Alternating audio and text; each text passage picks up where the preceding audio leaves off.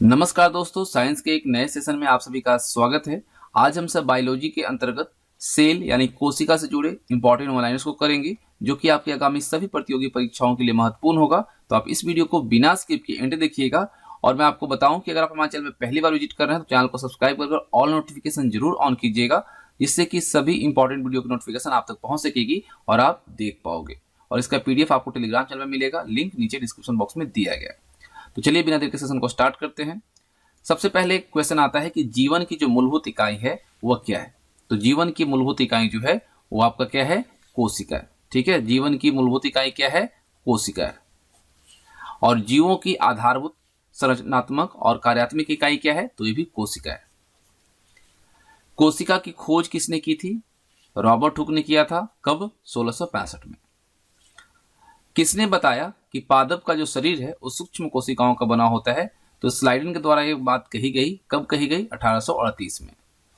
वहीं अगर पूछा जाए कि किसने बताया कि जंतुओं का शरीर जो है वो सूक्ष्म कोशिकाओं से बना होता है, तो स्वान ने बताया। और कौन से वर्ष, 1839 में। ठीक है, पादप का शरीर जो है सूक्ष्म कोशिकाओं का बना होता है, स्लाइडन ने कहा 1838 में। वहीं जंतुओं का शरीर सूक्ष्म कोशिकाओं का बना होता है, स्वान ने बताया 1839 में। किसने बताया कि नई कोशिकाओं का निर्माण जो है पहले से मौजूद कोशिकाओं से होता है, तो विर्चो ने बताया। और कब, 1855 में। कोशिका सिद्धांत का प्रतिपादन किसने किया था, तो एमजे स्लाइडन और थियोडोर स्वान ने किया था। ठीक है, कोशिका सिद्धांत का प्रतिपादन किसने किया था, एमजे स्लाइडन तथा थियोडोर स्वान। ये मोस्ट इंपॉर्टेंट प्रश्न है। ठीक है, चलिए आगे बात करते हैं।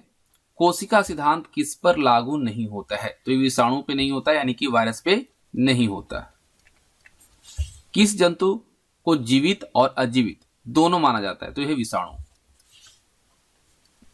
विषाणु किसके बने होते हैं, तो विषाणु जो है ये सम एकल तंतु आरएनए के बने होते हैं, आरएनए अणु के। ठीक है, शरीर में लगी चोट की मरम्मत के लिए किस कोशिका विभाजन का प्रयोग किया जाता है, तो इसमें केवल समसूत्री विभाजन का प्रयोग किया जाता है।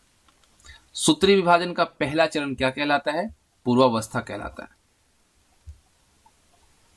कोशिका झिल्ली या प्लाज्मा झिल्ली किसकी बनी होती है, तो ये बनी होती है प्रोटीन और लिपिड की। जंतु कोशिका में किसका अभाव पाया जाता है, तो जंतु कोशिका में क्या पाया जाता है, सेल्यूलोज की जो कोशिका विधि है ये एब्सेंट होता है, मतलब नहीं पाया जाता, इसका अभाव होता है। अगर हम पादप कोशिका और जो आपका जंतु कोशिका, इन दोनों को डिफ्रेंशिएट करें तो आप समझ सकते हैं कि पौधे में जो विकसित त्रिस्तरीय कोशिका भित्ति है वह किसकी बनी होती है, सेल्यूलोज की बनी होती है। वही जंतु कोशिका में कोशिकीय भित्ति जो है नहीं पाई जाती है।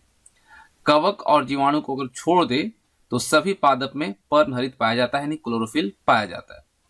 वहीं जंतु कोशिका में क्या होता है, पर्णहरित नहीं पाया जाता है।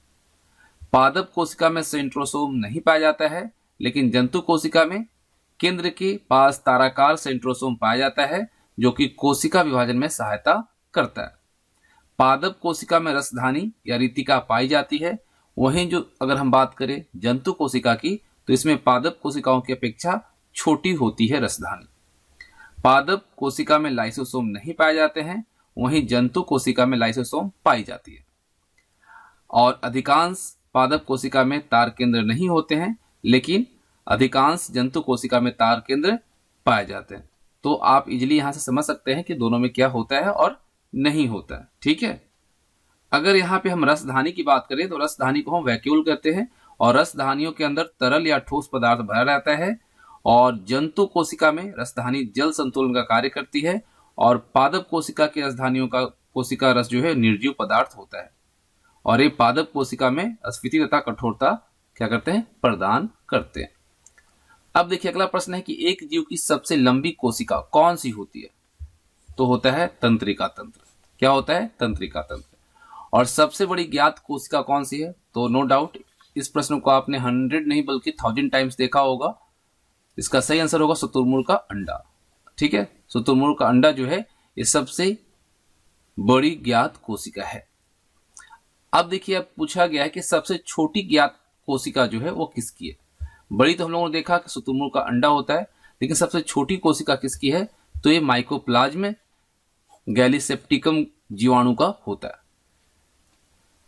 कोशिका कितने प्रकार की होती है? तो देखिए कोशिका जो है वो मेनली कितने प्रकार की होती है? 2 प्रकार की होती है। कौन कौन? प्रोकैरियोटिक और यूकैरियोटिक। अब आपके मन में सवाल आ रहा होगा कि प्रोकैरियोटिक और यूकैरियोटिक में क्या अंतर है? तो देखिए प्रोकैरियोटिक जो है, अगर इसमें हम कोशिका विधि देखें तो प्रोटीन तथा कार्बोहाइड्रेट की बनी होती है। वहीं अगर हम यूकैरियोटिक की बात करें तो इसमें सेलुलोज की बनी होती है। केंद्रक जो है वो आपका प्रोकैरियोटिक में अब्सेंट होता है, यूकैरियोटिक में होता है, उपस्थित होता है। केंद्रक झिल्ली प्रोकैरियोटिक में क्या होता है? अनुपस्थित होता है, ठीक है। और यूकैरियोटिक में क्या होता है? प्रेजेंट होता है, उपस्थित होता है। कोशिका विभाजन जो है आपका प्रोकैरियोटिक में कैसा होता है? अर्धसूत्री होता है, और यूकैरियोटिक में अर्धसूत्री या समसूत्री प्रकार का होता है। माइटोकॉन्ड्रिया प्रोकैरियोटिक में नहीं होता है और यूकैरियोटिक में होता है। इंडोप्लाज्मिक रेटिकुलम की अगर हम बात करें तो प्रोकैरियोटिक में अब्सेंट होता है और वहीं आपका यूकैरियोटिक में उपस्थित होता है। लाइसोसोम अनुपस्थित होता है आपका प्रोकैरियोटिक में और यूकैरियोटिक में उपस्थित होता है। वहीं गोल्गी कॉइल की बात करें तो प्रोकैरियोटिक में अनुपस्थित होता है और यूकैरियोटिक में उपस्थित होता है।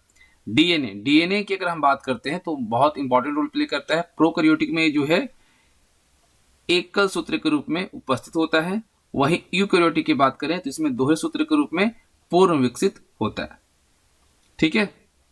लिंग प्रजनन की बात करें तो प्रोकैरियोटिक में नहीं पाया जाता है और यूकैरियोटिक में पाया जाता है। अब दोनों का अगर हम सोर्स देखें, प्राप्ति स्थल देखें, तो प्रोकैरियोटिक जो है ये जीवाणु तथा नील हरित शैवालों में पाया जाता है, वहीं यूकैरियोटिक जो है सभी बहुकोषीय जीवों में पाई जाती है। तो यहाँ पे आपको पता चल गया होगा प्रोकैरियोटिक और यूकैरियोटिक क्या है। अगला प्रश्न आता है कि प्रकर्मित कोशिका मृत्यु के कोशिकीय और आणविक नियंत्रण को क्या कहते हैं? तो इसे क्या कहते हैं भाई? तो इसे कहते हैं अपोप्टोसिस। अपोप्टोसिस कहलाता है। अगला प्रश्न है केंद्रक की खोज किसने की थी? तो रॉबर्ट ब्राउन ने किया था। कौन से वर्ष? 1831 में। किसे कोशिका का नियंत्रक केंद्र कहते हैं? तो ये कहते हैं केंद्रक को। कोशिका के किस कोशिकांग को मास्टर अंग कहा जाता है? तो ये कहा जाता है नाभिक को। और किसी कोशिका में मौजूद सबसे बड़ा कोशिकांग क्या है? तो है नाभिक, ठीक है। नाभिक के अलावा कोशिका के किस कोशिकांग में डीएनए होता है?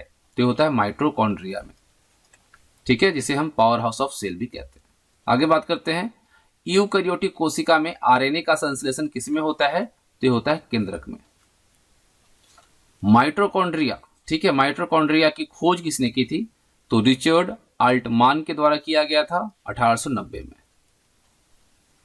लेकिन यहां पे एक क्वेश्चन बनता है कि माइटोकॉन्ड्रिया जो शब्द है इसका प्रतिपादन किसने किया था? तो इसका प्रतिपादन जो है कार्ल बेंडा के द्वारा किया गया था 1897-98 के दौरान। किसे कोशिका का शक्ति गृह कहा जाता है, यानी पावर हाउस कहा जाता है? तो ये कहा जाता है माइटोकॉन्ड्रिया को, जिसे हिंदी में हम सूत्रकर्णिका कहते हैं। किस कोशिकांग को कोशिका का पावर हाउस कहते हैं? देखिए इस तरह से भी क्वेश्चन आपको थोड़ा सा घुमाकर पूछ सकता है, तो mitochondria is the right answer. कोशिका के किस कोशिकांग पर डीएनए और राइबोसोम स्थित होते हैं? देखिए ध्यान दीजिएगा इन प्रश्नों को, ठीक है, इंपॉर्टेंट प्रश्न है। तो इसका सही आंसर क्या रहेगा? माइटोकॉन्ड्रिया। वह कोशिकांग कौन सा है जिसमें श्वसन और ऊर्जा उत्पादन जैसी जैव रासायनिक प्रतिक्रियाएं संपन्न होती हैं? तो है माइटोकॉन्ड्रिया। मोस्ट इंपॉर्टेंट प्रश्न है, ठीक है। चलिए अगला प्रश्न करते हैं। अगला प्रश्न कहता है कि हमारे श्वसन तंत्र में अधिकतम एटीपी अणुओं को उत्पन्न करने वाला पद कौन सा है? तो है क्रेब्स चक्र। और क्रेब्स चक्र कोशिका के किस अंग से संपन्न होता है? तो माइटोकॉन्ड्रिया। लेकिन यहां पे अगर हम बात करें क्रेब्स चक्र जो है इसकी खोज किसने की थी?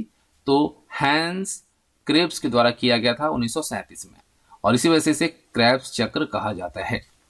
राइबोसोम, राइबोसोम की खोज किसने की थी? पैलेट ने किया था। कब किया था? 1955 में, ठीक है। राइबोसोम की खोज किसने किया था? पैलेट ने किया था। और कब किया था? 1955 में। प्रोटीन संश्लेषण में किन कोशिकांगों की भूमिका सबसे महत्वपूर्ण होती है? तो इसमें राइबोसोम और अंतर्द्रवी जालिका, जिसको हम बोलते हैं क्या? इंडोप्लाज्मिक रेटिकुलम, इन दोनों का महत्वपूर्ण भूमिका होता है। अगला प्रश्न है किस कोशिकांग को कोशिका का प्रोटीन फैक्ट्री या कारखाना कहा जाता है? तो है राइबोसोम्स।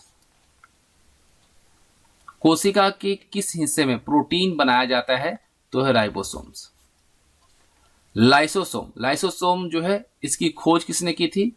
तो डी डवे ने किया था। और कब किया था? 1958 में। कौन सा कोशिकांग केवल जंतु कोशिका में पाया जाता है? तो है लाइसोसोम। याद रखिएगा, लाइसोसोम जो है सिर्फ जंतु कोशिका में पाया जाता है, पादप कोशिका में नहीं पाया जाता है। किस कोशिकांग को आत्महत्या की थैली कहा जाता है? तो याद रखिएगा, लाइसोसोम को ही आत्महत्या की थैली कहा जाता है।